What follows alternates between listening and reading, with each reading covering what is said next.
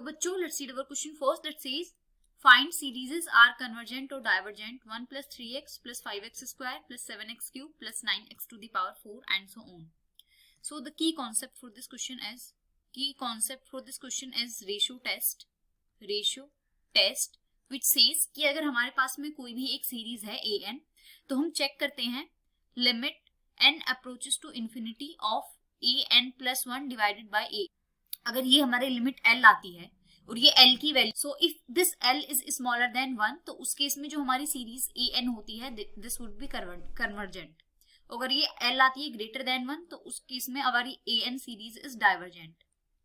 और अगर l is equal to 1 होता है तो अगर ये जो हमारा टेस्ट है दिस इज इनकंक्लूसिव. तो let's come back to our question. हमारे क्वेश्चन में सीरीज है, let call the series as an which is 1 plus 3x plus 5x square plus 7x cube plus 9x to the power 4 and so on.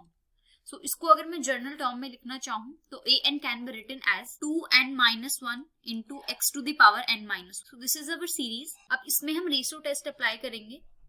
So ratio test को मैं लिख सकती हूँ as limit n approaches to infinity of an plus 1 divided by an and this is equal to limit n approaches to infinity of an plus 1. कितना हो जाएगा, n की जगह हम n plus 1 पुट करेंगे तो 2 into n plus 1 minus 1 into x to the power n plus 1 minus 1 divided by an is 2n minus 1 into x to the power n minus 1.